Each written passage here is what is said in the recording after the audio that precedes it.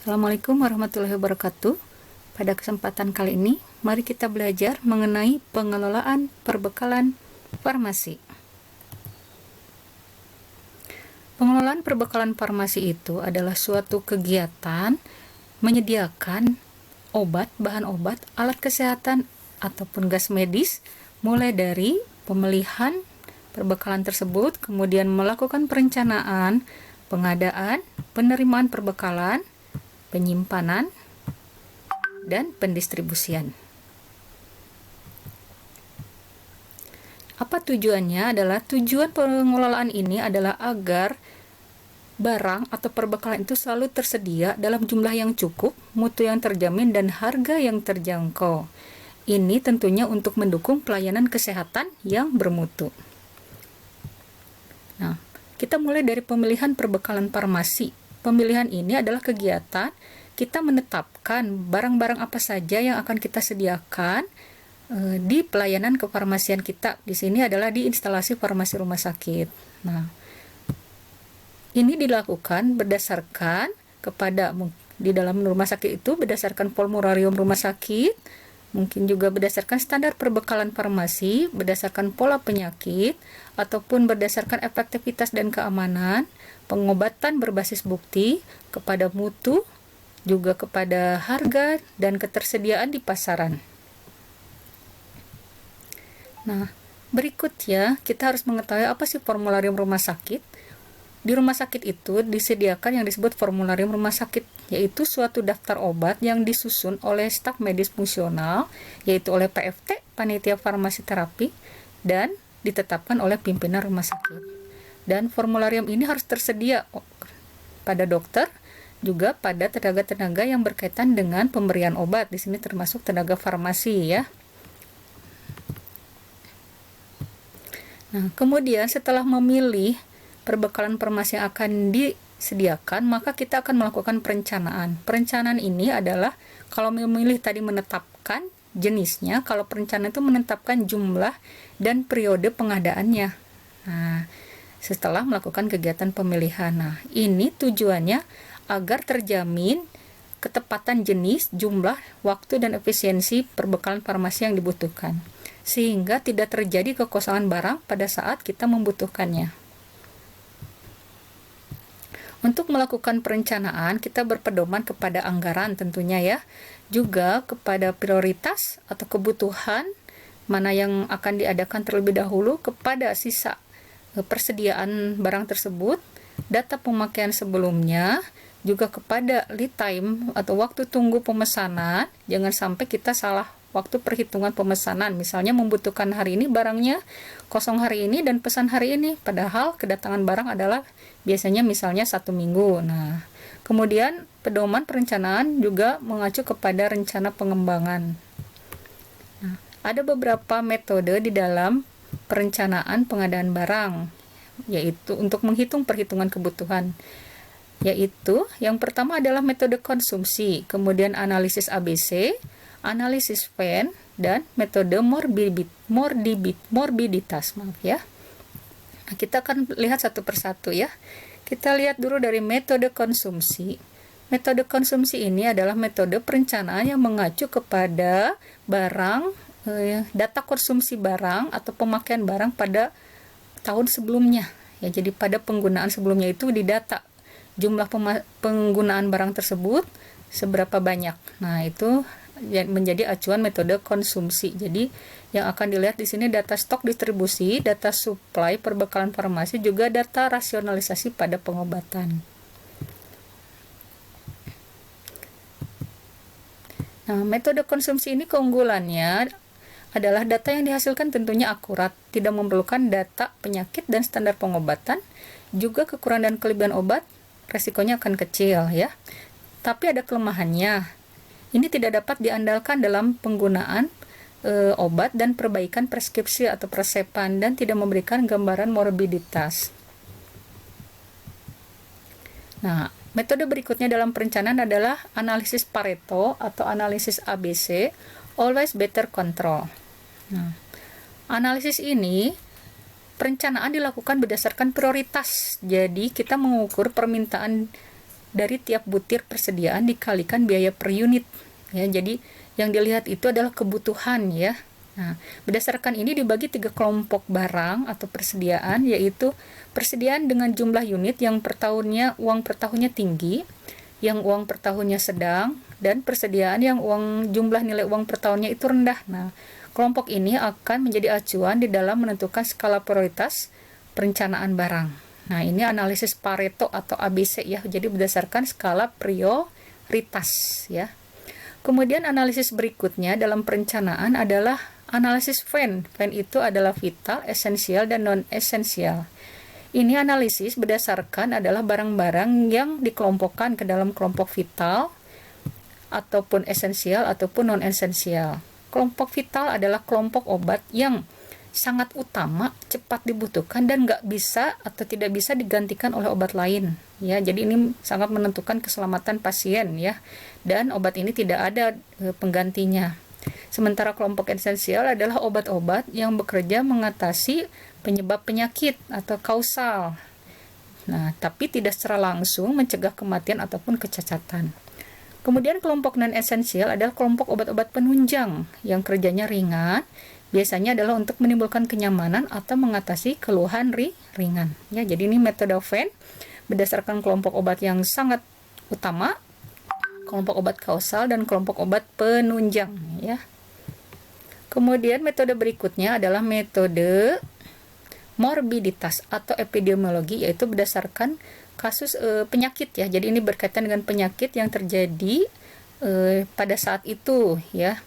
Nah, tentunya ini akan melihat dari jumlah kehadiran pasien di pelayanan rumah sakit, kemudian waktu tunggu lead time-nya, kejadian penyakit yang umum, pola perawatan standar dari penyakit yang ada. Sehingga pada metode ini kita akan menentukan jumlah penduduk yang akan dilayani, jumlah kunjungan, penyiapan standar pengobatan, dan menghitung perkiraan kebutuhan. Jadi epidemiologi itu dikaitkan dengan perencanaan berdasarkan penyakit yang sedang terjadi atau kasus yang sedang menyebar pada waktu tertentu, sehingga obat apa saja yang tepat disediakan atau diprioritaskan untuk kasus penyakit tersebut ya. Kemudian setelah perencanaan kita melakukan pengadaan perbekalan farmasi. Nah, tadi apa yang kita rencanakan kan harus direalisasikan. Nah, realisasi ini adalah kegiatan pengadaan perbekalan farmasi. Nah, untuk merealisasikan di rumah sakit ini bisa dilakukan dengan cara yang pertama adalah pembelian. Nah, ini misalnya pembelian dari pedagang besar farmasi atau memproduksi sendiri sediaan farmasi. Ataupun rumah sakit atau instalasi dapat perbekalan farmasi itu dari sumbangan atau dropping atau hibah ya. Nah, jadi ada 3 jenis pengadaan, yaitu melalui pembelian, memproduksi sediaan farmasi sendiri, dan mendapatkan sumbangan atau hibah. Kemudian, setelah diadakan maka perbekalan akan diterima. Nah, diterima ini agar spesifikasi jumlah mutu dan waktu serta harganya sesuai dengan kontrak atau SP, surat pesanan, maka kita akan melakukan penerimaan itu berdasarkan standar operasional prosedur atau SOP. Yang pertama, kita harus memeriksa keabsahan faktur, harus sesuai nama, alamat, tanda tangan penanggung jawab, stempel PBF-nya harus ada. Kemudian cocokkan faktur dengan surat pesanan, sesuai tidak. Kemudian cek juga faktur dengan obat yang datang, jenis dan jumlahnya, nomor batch. Kemudian kita harus mencocokkan juga atau memeriksa kondisi fisik wadah sediaan, expire date atau tanggal kadaluarsanya. Setelah selesai dan sesuai, maka barulah faktur ditandatangani, kemudian diberi stempel, yang asli diserahkan ke sales, sementara salinannya disimpan sebagai arsip ya.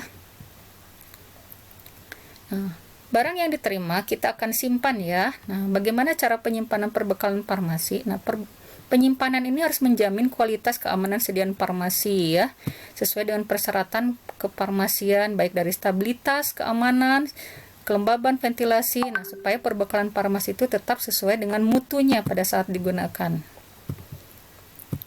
Nah, metode penyimpanan ini ada yang berdasarkan peraturan undang-undang, misalnya memisahkan lemari untuk obat narkotika, psikotropika, obat bebas terbatas, ataupun generik. Ada berdasarkan penyimpanan farmakologi, ada lemari untuk obat-obat antibiotik, obat pencernaan, batuk flu, atau kelompok vitamin, dan sebagainya. Terkadang juga dikelompokkan berdasarkan bentuk sediaan, misalnya lemari untuk obat padat, obat cair, obat semi padat seperti salep, aerosol dan injeksi ini terpisah penyimpanannya. Juga dilakukan metode penyimpanan berdasarkan alfabetis atau abjad, misalnya yaitu diurutkan nama obat dari A sampai dengan Z ya. Ini untuk memudahkan pencarian juga ya. Nah, kemudian ketika menata atau menyusun obat sesuai dengan metode penyimpanan yang sebelumnya itu, maka di dalam setiap penggolongan yang tadi sudah disebutkan itu akan ditata lagi berdasarkan FIFO atau first in first out, yaitu obat yang datang kemudian itu diletakkan, jadi obat yang datang baru datang diletakkan itu di belakang obat yang datang lebih dahulu, agar yang datang duluan itu lebih duluan keluar ya, supaya tidak menumpuk di belakang dan expire. Nah, FEVO, first expire first out, itu obat yang tanggal kadaluarsanya lebih dulu harus diletakkan di depan dari obat yang tanggal kadaluarsanya lebih kemudian ya. Nah, supaya menghindari obat-obat yang dekat expire akhirnya menjadi expire ya. Nah, kemudian LIFO, last in first out, itu obat yang datang kemudian ini diletakkannya di depan, berbalikan dengan FIFO ya. Nah, LASA ada look alike, laksan alike. Ini beberapa obat memiliki penampilan dan penamannya itu mirip. Nah, untuk mencegah kesalahan pengambilan, maka obat ditempatkan tidak berdekatan dan diberikan penandaan khusus ya. Kemudian ruang penyimpanan adalah berdasarkan kondisi umum dan kondisi khusus. Nah, kondisi umum itu ada dikelompokkan menjadi ada obat-obat jadi, lemari obat produksi, lemari obat bahan-bahan baku obat, sementara ataupun alat kesehatan. Nah, yang kondisinya khusus adalah obat-obat yang termolabil, misalnya dalam lemari es. Kemudian ada obat-obat yang mudah terbakar, obat-obat bahan obat berbahaya, alkes dengan suhu rendah, dan obat-obat dalam karantina. Nah, ini dipisah-pisahkan ya, supaya memudahkan di dalam pengecekan dan pemeriksaan serta pencariannya.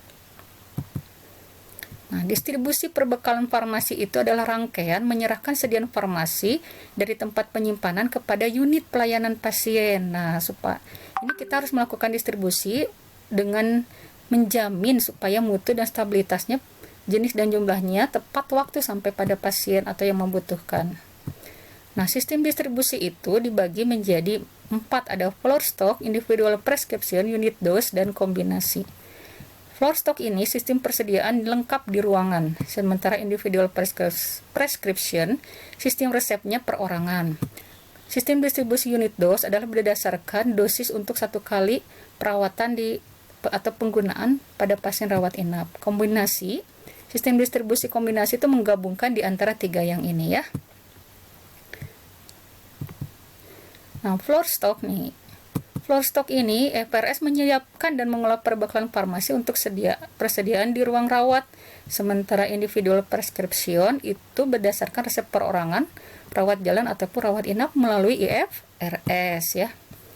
Nah, sistem unit dose itu dibagi menjadi ini berdasarkan resep perorangan untuk penggunaan 1 kali dosis per pasien ya. Ada UDD, unit dose dispensing, yaitu untuk 1 kali pakai. Ada ODD, once daily dose. Once daily dose ini pemberian dosis untuk 1 hari ya. Jadi ini disiapkan di ruang rawat inap ya. Kemudian sistem pelayanan distribusi farmasi itu dibagi juga berdasarkan sentralisasi dan desentralisasi. Sentralisasi ini distribusi dipusatkan dari satu tempat yaitu FRS, sedangkan desentralisasi distribusi ada di cabang-cabang dekat unit perawatan atau disebut depo atau satelit farmasi. Nah, kalau yang ini dipusatkan, kalau ini ada cabang-cabang pelayanan di depo atau cabang-cabang ya dekat perawatan. Nah, sistem sentralisasi ini keuntungannya ya, itu resep semua dikaji tenaga farmasi langsung, ada interaksi antara tenaga farmasi, dokter, perawat pasien, memudahkan pengendalian dan penagihan biaya pasien. Tapi kerugiannya adalah delay time, kebutuhan personil FRS meningkat, pasien rekod kurang dapat diamati, dan dapat terjadinya kesalahan penyiapan obat karena kurangnya pengawasan dan komunikasi saat penyiapan. Sehingga biasanya di rumah sakit FRS dilakukannya adalah dengan cara desentralisasi, di mana terdapat cabang-cabang atau depo-depo atau satelit farmasi. Nah, demikian pemberian materi tentang pengelolaan perbekalan farmasi. Mudah-mudahan dapat dipahami. Jika ada yang ingin ditanyakan, silakan didiskusikan di dalam